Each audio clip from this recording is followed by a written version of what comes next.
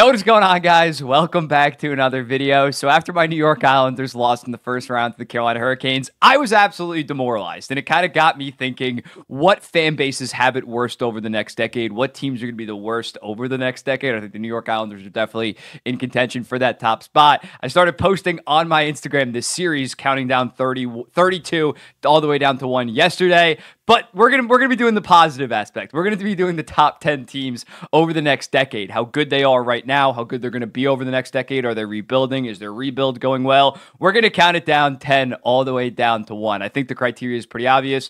Who is gonna have the most success over the next decade? In an ideal situation, you want to be a contender all 10 years. Do I think that's gonna happen with all these teams? No, of course not. Different cores are at different ages right now, but we're going to get into it. And at number 10, I have the New York Rangers. It's a pretty interesting team when looking at it. Their forward core is very old outside of Alexis Lafreniere, so I can't have them too high.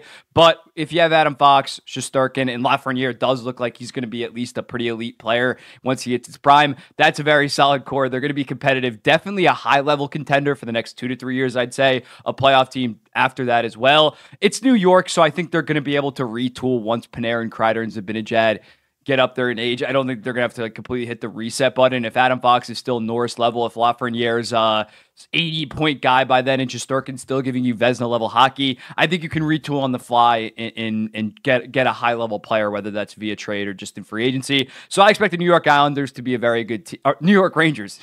I hope the New York Islanders were a good team over the next decade, but I think the New York Rangers are going to be a pretty competitive team at the bare minimum the next 3 years, probably closer to 6. Might have to do some type of retool, rebuild towards the end of the decade, but they're in a very good spot. If you're a New York Rangers fan, you got to be pretty happy. Next up at number 9, Vancouver Canucks. Most of their core outside of JT Miller is between the ages of what? 25 Pettersson is at this point, 25 to 27. I think Besser's 27. So yeah, they're going to be highly competitive. I don't know if they're going to win the Pacific Division every year, but I think for the next 4 to 5 years, they should be a playoff team, should have a decent chance to go on a deep run. This year sucks, obviously, without Thatcher Demko. I don't think they're going to go that far, but they're going to be a perennial pretty decent contender in the Western Conference, as well as guys like Tom Willander and Lekka Ramaki are pretty high on my prospect rankings. So they do have some youth. It's not like this is set in stone, their core. Hoglander has been pretty promising as well.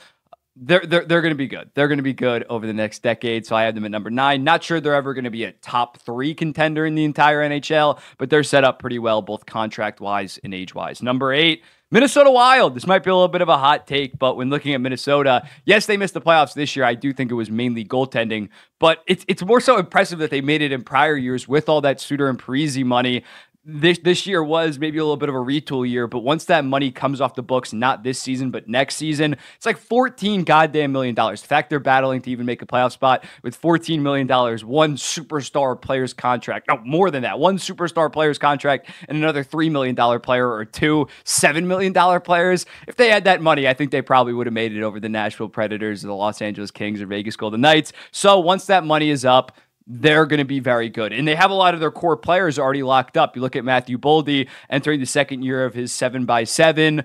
Joel Eriksson Ek still has like 5 or 6 years left on his $5.25 million contract. You got young guys like Rossi, Danila Yurov, I think when he comes over from Russia, is going to be an absolute stud. Faber's still very young. They're going to have to somehow retool their defense core a little bit because Spurgeon and Brodin are getting up there in age. Wallstead is a top 3 goalie prospect in the entire NHL. They have a very promising future while also being competitive right now. And I think as soon as next year, they're going to be back in the playoffs. I think they're not going to be a contender next year, but beyond that, once all that money opens up and they're really able to spend, again, with a lot of their core pieces signed long-term, they're going to be a top-tier contender throughout the decade. I can't quite put them that high because I haven't during this tenure, I haven't thought that the Minnesota Wild have been a top-tier contender, so I got to see what they do once they get all that money, but I'm very high on the Minnesota Wild. Another team that missed the playoffs this year at number 7, Chicago Blackhawks. I don't think it's ridiculous to have the Chicago Blackhawks here. Basically, after they won the draft lottery to get Connor Bedard, I would have had them on a list like this because, well, maybe not then, but considering Connor Bedard did live up to expectations in his rookie year, looks like he's going to be a future definite top 5 player in the entire NHL in like 3 to 4 to 5 years from now. If you're a Chicago Blackhawks fan, you're in one of the best spots in the entire NHL. I think they're building it the right way. They're still tanking. It's not like they got Bedard and then they made like win now moves to be competitive right out of the gate. I think they're going to be very good. Bedard definitely needs to get some some more pieces around him that are going to pan out that we see at the NHL level. I got to wait to see that, so I can't have them so high. But I think as soon as in 2026, 2027, they could be battling for a playoff spot. When looking at it, when you get a generational talent, it's usually very hard to fumble that. Even Connor McDavid, I think, outside of Draisaitl and maybe now Bouchard coming along, they fumbled him pretty bad. And despite that, since they drafted him, since the 2015, 2016 season, they've been one of the better teams in the entire NHL outside of like the 2018 to 2020. But even 2020, they got screwed by the COVID bubble. They had to play the Chicago Blackhawks in the first round, ended up losing that. They were a safe playoff team.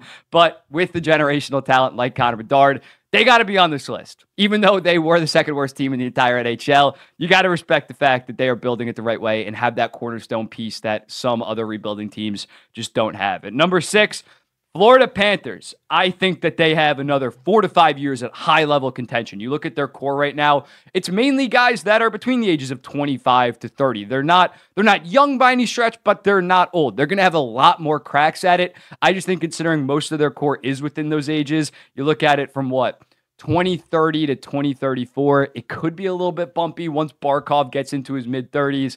Ekblad, Montour, they're all around the same age. It's going to be risky, and when you're going to give Sam Reinhart this massive contract in 7-8 years, is he going to be worth it? I think towards the end, you might have to eventually retool this so they can't be that high, but in the next 5 years, you can make an argument that they should be number one. If this was best teams over the next half decade, I probably would have the Florida Panthers number one, considering their core is all around the same age and all do have 4 to 5 years of pretty elite play left. Number 5, a team that missed the playoffs, the New Jersey Devils. This time last year, they would probably be number one. Now, I am a little bit concerned based on their team structure and especially that goaltending, but I think if they can figure out the goaltending, they still have such a good decade to look forward to. When looking at it, Jack Hughes, superstar, stud, lived up to expectations. Nico Hischier's only, 25 years old. Timo Meyer's not that old. Brat's 25.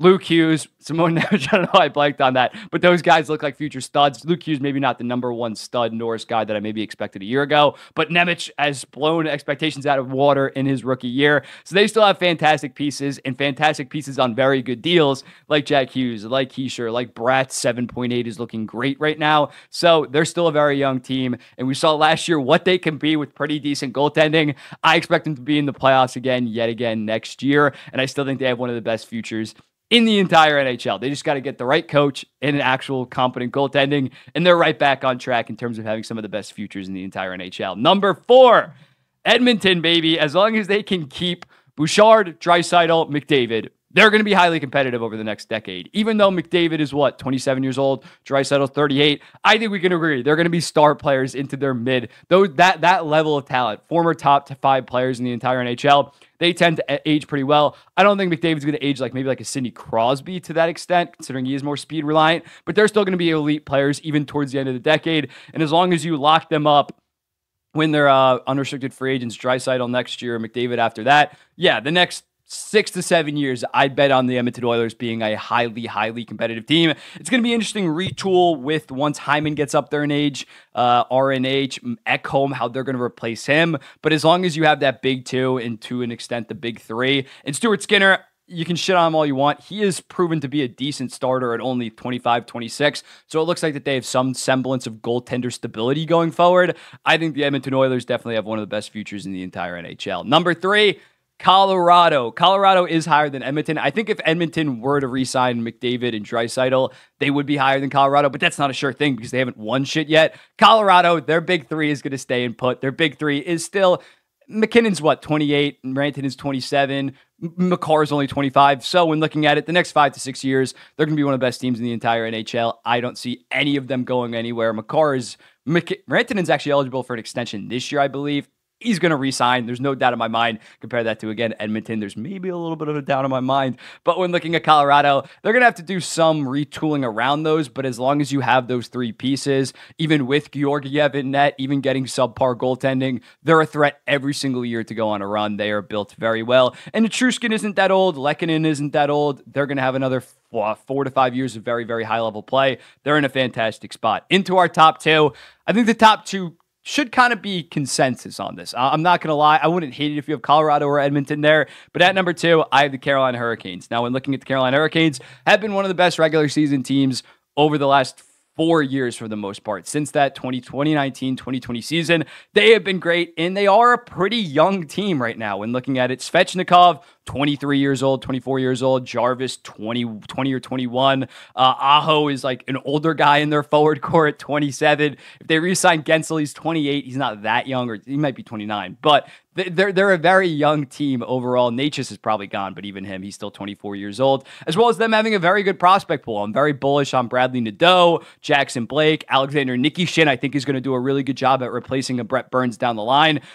Scott Morrow from UMass, I really like him. He's getting some action. So when looking at it, I think Carolina, Kochetkov might be that future franchise goalie that they've maybe been lacking. Frederick Anderson's been a little bit inconsistent, dealing with some medical issues. Carolina is going to be around for the next decade, bar none. With Rod Brindamore as the coach, I think that they're going to be a playoff team.